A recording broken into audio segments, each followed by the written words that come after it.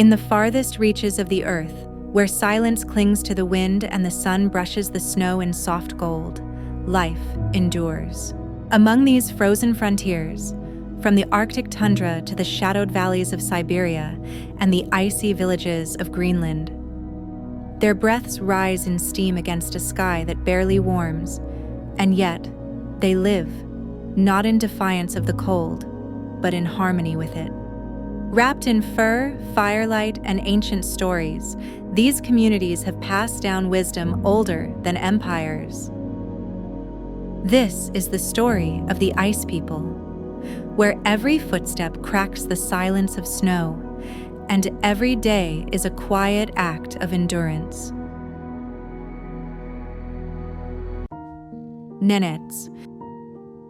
In the vast wind-carved wilderness of the Yamal Peninsula, where the land stretches white and unbroken to the horizon, the Nennets endure. This Arctic region of northern Russia is one of the most isolated places on Earth, yet it is home to a people whose roots run deep into the frost. For thousands of years, the Nennets have followed the ancient rhythm of reindeer migration across this tundra. They are nomads of ice and silence, moving with the seasons, guided by memory and sky. Their existence is written in snow. Each winter brings a new trial, each blizzard a test of instinct and resilience. The cold here is more than weather, it is the fabric of life. Tents of reindeer hide, called chum, rise like quiet sentinels in the white expanse. Smoke drifts from their centers, curling into the pale sky as families gather around low fires, wrapped in furs passed down for generations. The Nennets' language holds words for snow that have no translation. Their hands still craft tools, sleds, and clothing in the ways of their ancestors. Their world is shaped not by modern borders, but by the shifting path of the herd. Reindeer are not just animals here, they are lifeblood. They provide warmth, movement, food, and meaning. Without them, there is no Nennets life. This is Yamal, the edge of the earth, a place where time moves slowly, and history is not written in stone, but in snow, in silence, and in footsteps across the tundra. Here, the Nennets live not beside nature, but within it. Each breath they take is part of a story that began long before maps. In summer, the ice breaks. Rivers thaw and the landscape softens, revealing the deep green veins of the Arctic plain. But the Nennets remain tethered to their cycle. They follow the reindeer once more, across lands their ancestors once walked, through cold winds that carry old songs. Children grow up with the sound of hooves and the howling wind. They learn not from books, but from watching, from elders who teach by doing, from the way the snow shifts before a storm, from the way reindeer breathe when danger is near. There is no separation between the child and the land. They belong to it from the moment they are born. For outsiders, this might seem like a life of hardship, but to the Nennets, this is richness. This is freedom. There is no city to contain them, no clock to measure their days. Their time is marked by migrations and seasons. Their wealth is not in coins, but in stories, warmth, and survival. The land offers no luxury, but it gives what is needed, if treated with respect. The Nennets have learned to read the smallest signs in the snow, the briefest shifts in wind. Their traditions, though fragile, are alive, stitched into clothing, carved into bone, whispered in twilight. In this quiet expanse, they are guardians of something older than memory, a way of life carved not by progress, but by patience, not by invention, but by endurance. They are not relics of the past. They are living echoes of an ancient truth, that survival can be beautiful. Chukchi. In the remote reaches of northeastern Siberia, where the land meets the edge of the frozen sea, the Chukchi live beneath a sky shaped by ice and wind. This is Chukotka, a land of harsh extremes, bound by snow, storm, and solitude. For centuries, the Chukchi have called this place home. Their ancestors stood here long before borders, long before maps. Born of two worlds, the tundra and the coast, the Chukchi are both reindeer herders and sea hunters. Inland, herding communities follow the rhythm of migration, moving with their animals across the white silence of the Arctic plain. Along the coast, others face the Pacific winds, riding skin boats into cold, black waters to hunt walrus and whale. These are not separate lives, but reflections of the same soul, resilient, resourceful, and shaped by necessity. Their homes, once covered in reindeer hides or sod, now blend the old with the new. Yet inside, the stories remain the same, passed from elder to child, wrapped in myth, spirit, and memory. Firelight flickers on faces worn by frost. Laughter and ritual live side by side. In every gesture, a thread of ancestry remains unbroken. The Chukchi language, still spoken in remote villages, holds ideas the outside world cannot name. It carries the wisdom of the sea, the sky, and the earth. In chants and songs, in whispered blessings, the spirit of the land is kept alive. Their worldview is not built on ownership, but on relationship. Between hunter and animal, between human and storm, between past and present. For generations, the Chukchi lived untouched by empire. They resisted the Russian czars with fierce independence. Their spirit, like the wind that shapes the tundra, could not be bent. Even now, as the outside world inches closer, as traditions face the pull of modern life, the heart of Chukchi culture continues to beat. Quietly, but firmly. In winter, the land hardens. Ice stretches across the sea, and the wind howls like memory. But the Chukchi remain, not as a people frozen in time, but as voices in the snow, still moving, still singing, still surviving. Here, at the edge of Siberia, life is not measured by comfort. It is measured by continuity, and in that, the Chukchi endure. Their presence is not fading. It is enduring, like the frost beneath their feet, unbroken through centuries of storm and silence. Ivenki. In the endless forests of eastern Siberia, where rivers carve paths through snow and the taiga breathes beneath layers of frost, the Evenki live in quiet rhythm with the land. Their world is not open tundra, but dense woodland, a shadowed wilderness where pine, larch, and birch rise like ancient guardians. Here, in this vast expanse, the Evenki have wandered for generations, moving not across open plains, but between trees, valleys, and rivers. They are forest people, hunters, herders, and storytellers. Their ancestors followed reindeer through the taiga long before roads were drawn. Even today, some still live in portable tents covered in bark or hide, rising in the heart of the forest like echoes of the past. Smoke winds upward into the canopy as reindeer graze nearby, their breath turning to mist in the cold morning air. The Evenki are masters of movement. They travel lightly, listen closely, and know the forest not as an obstacle, but as a living map.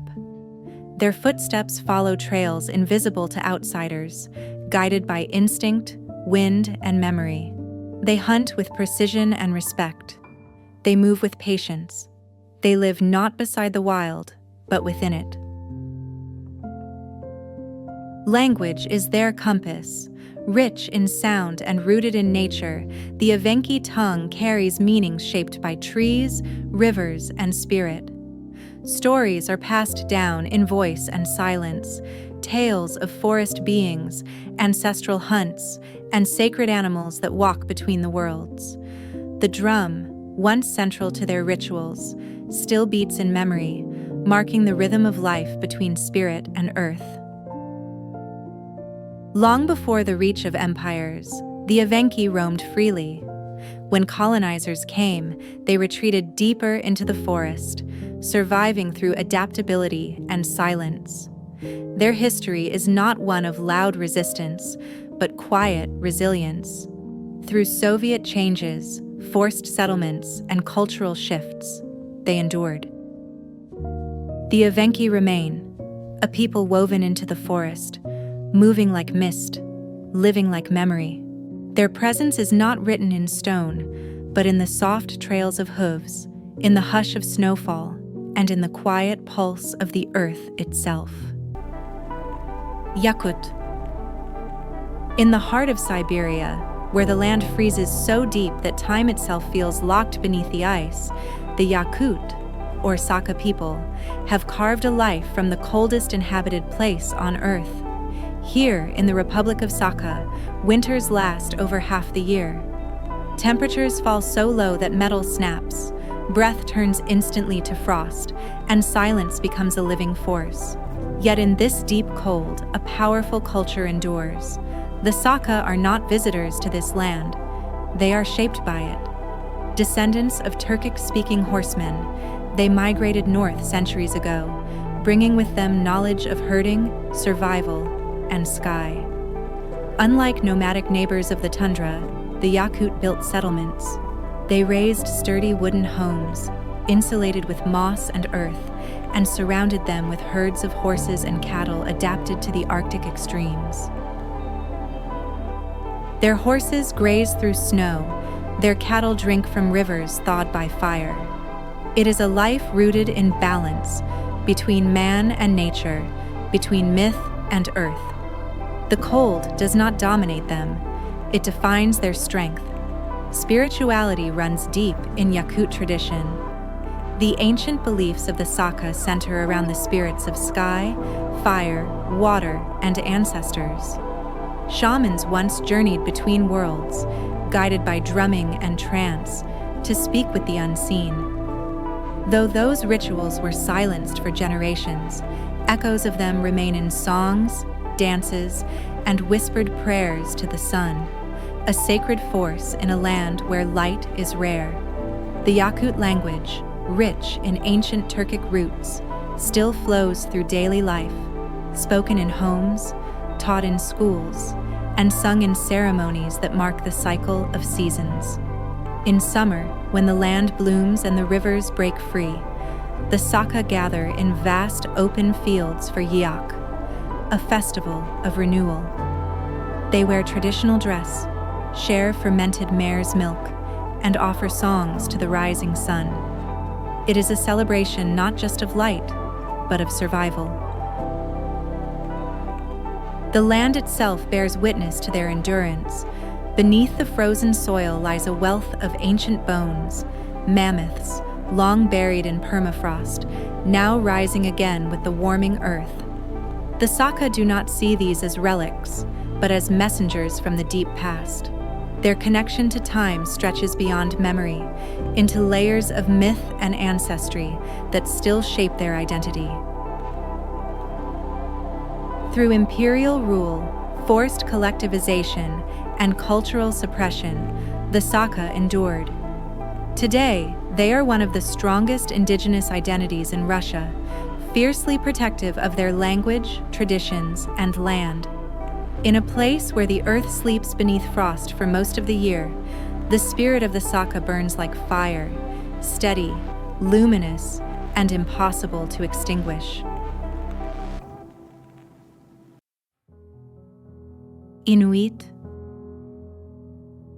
Across the northernmost edge of the world, where ice meets ocean and silence stretches for miles, live the Inuit, a people shaped by snow, salt, and sky. From the vast tundras of Canada to the coastal cliffs of Greenland and the frozen reaches of Alaska, the Inuit have built their lives along the rim of the Arctic, where winter never truly ends and the horizon glows with pale blue light. For centuries, they have thrived in one of the harshest climates on Earth. Not in resistance, but through deep knowledge passed from generation to generation. Theirs is a world carved from snow and sustained by sea. Homes once built of packed ice rose from the frozen ground like quiet monuments to ingenuity. Tools were fashioned from bone and stone. Survival was not only about endurance, but understanding the rhythm of the land. The Inuit are hunters, skilled, precise, and respectful. The sea provides. Seal, walrus, caribou, and whale form the backbone of life in the Arctic. These animals are not taken lightly, but honored with gratitude and ceremony. In every hunt, there is balance. In every silence, a lesson. Their language, spoken in many dialects across the circumpolar north, flows with the sounds of the land, filled with words for ice, snow, wind, and light. Oral history remains their greatest library, preserved in stories told by elders around the warmth of seal oil lamps, in songs that echo across ice fields, and in throat singing, a haunting harmony of breath and rhythm passed between generations of women.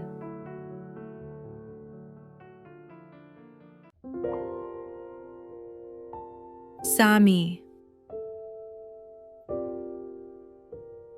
Far above the Arctic Circle, where twilight lingers for months and the wind whispers across mountain and marsh, live the Sami, the indigenous people of Sapmi, a land that stretches across northern Norway, Sweden, and Finland. This region, known to few but cherished by its people, is a place of endless forests, frozen lakes, and skies that shimmer with northern lights. It is not just geography, it is identity.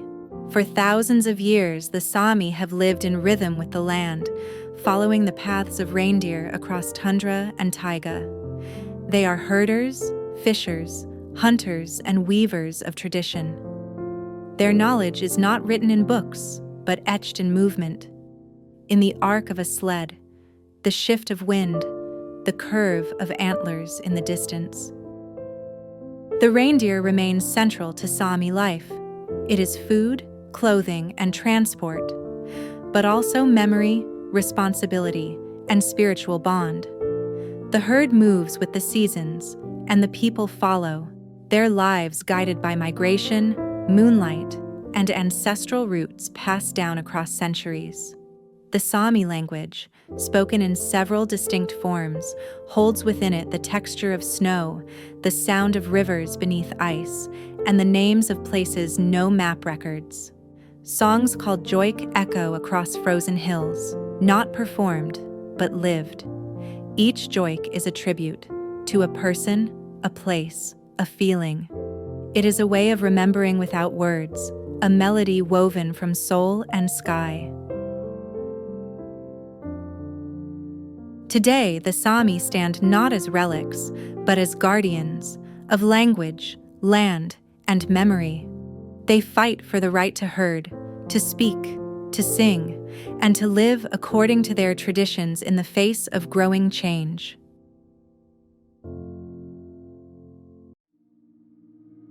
Dolgon.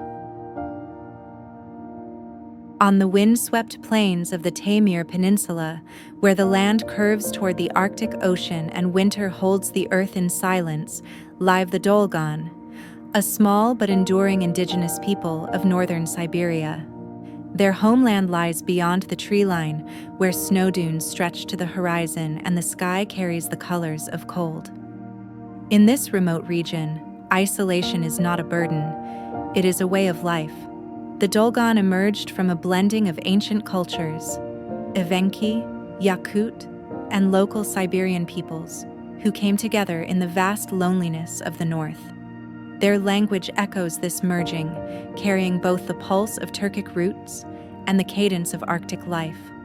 Though their history is written quietly, it is no less powerful. For centuries, they have lived in harmony with a land that offers nothing easily. They are reindeer herders, hunters, and keepers of stories carried on the wind. Their chums, made from reindeer hide and wood, stand like sentinels in the snow, weathering storms that erase the horizon. Inside, warmth glows softly, and traditions are passed down, not in books, but in gestures, in tools, in songs. The Dolgon understand the land with an intimacy shaped by generations. They know the path of the wind before it rises. They read the tracks of animals in snow older than memory. Reindeer are at the heart of their movement, their survival, their soul. Alongside herding, they hunt Arctic fox, fish frozen rivers, and collect what the tundra offers in its brief, radiant summers. Today, many Dolgon live in small northern towns, but traces of migration still live within them. In festivals, in stories, in dreams of open snowfields, they carry the weight of a disappearing world with quiet strength, not resisting change, but refusing to forget. Eupic. Along the windswept coasts of the Bering Sea, where the water freezes into drifting silence and the land rises in waves of tundra and snow, live the Eupic, a resilient Arctic people whose world stretches across western Alaska and into the distant edges of the Russian Far East. Separated by borders but bound by blood, language, and tradition, the Eupic are one people living in two lands, connected by the ice and the sea. For generations, they have lived along these coastlines, their lives shaped by tides, wind, and cold. Theirs is a world drawn from water. The ocean provides. Seal, walrus, and whale give not only food and fuel, but identity. Hunting is not a sport. It is a sacred exchange. Every catch is honored. Every part is used. Balance is everything.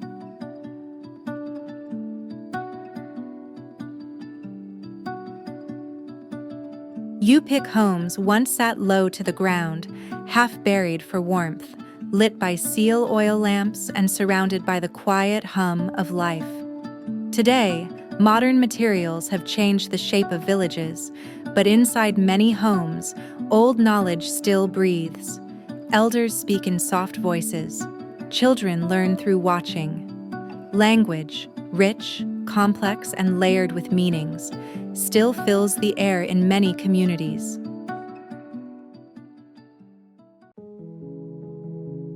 Khanty. Deep within the forested heart of western Siberia, where rivers move like veins through a land blanketed in frost, live the Khanty, an indigenous people who have walked these lands since long before history had a name. Their world lies along the Ob and Irtysh rivers, in a landscape woven from water, trees, and snow. This is not open tundra. It is a wilderness of stillness, where time moves with the seasons and the forest breathes with ancient memory. Their lives have always been tied to the water. In narrow boats carved by hand, they travel through winding channels that disappear into the mist. They fish, trap, and hunt, with a knowledge carried silently across generations. Moose, elk, beaver, and bear are not just prey. They are part of an older relationship, shaped by ritual, respect, and balance. Their homes were once clustered in winter camps, built from logs and bark, near sacred groves hidden in the forest. The Khanty believe the land is alive, watched over by spirits that dwell in animals, trees, and rivers. Offerings are made with care. Songs are sung not for performance, but for protection. Every action holds meaning.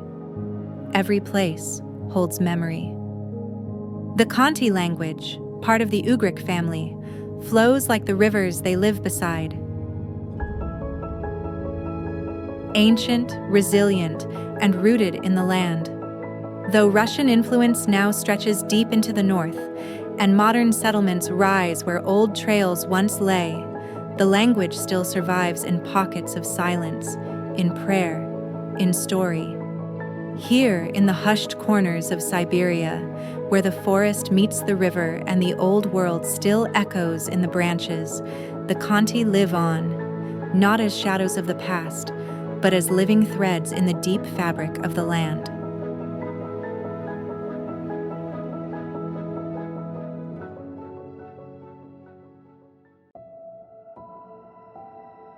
Tofalars. High in the eastern Sayan Mountains, where ridgelines vanish into clouds and pine forests stretch like a sea of green beneath the snow, live the Tofalars, one of Siberia's smallest indigenous groups. Tucked between cliffs, rivers, and taiga, their land remains wild and largely untouched, a place where silence still rules and nature speaks in wind, water, and firelight. The Tofalars were once nomadic reindeer herders, moving season by season through dense forests and across mountain passes, following the paths carved by hooves and time. Their yurts, made from felt and poles, rose quietly in the clearing, only to vanish with the herd's departure, leaving behind no trace but memory. This was a life of movement, of instinct, of belonging to the forest without ever trying to possess it. The Sayan Mountains offer both refuge and challenge, steep, sacred, and unyielding. The Tofalars learned to read them not with maps, but with inherited knowledge. Here, in the high silence of the eastern Sayans, the Tofalars remain, guardians of a mountain spirit.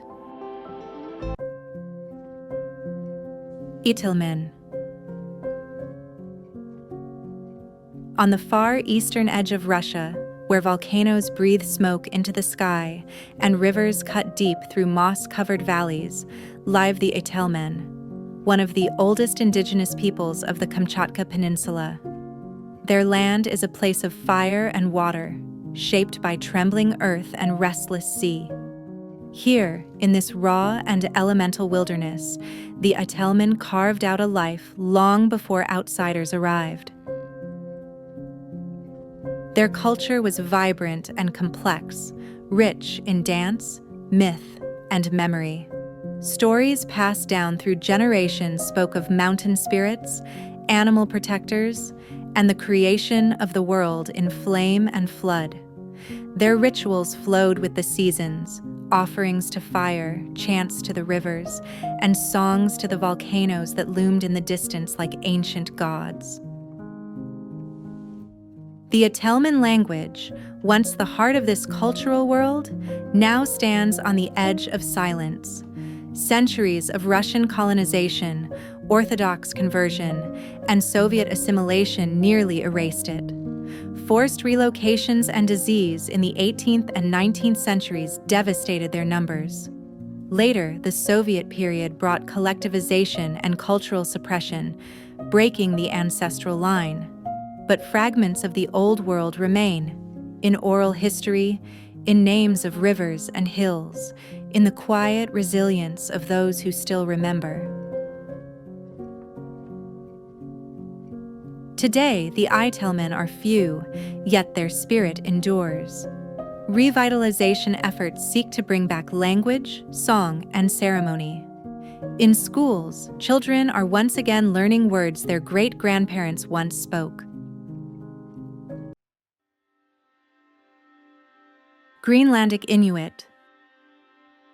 In the vast stillness of Greenland, where glaciers crack like thunder and fjords carve deep into ancient stone, live the Kalaallit, the Greenlandic Inuit, guardians of the world's largest island of ice.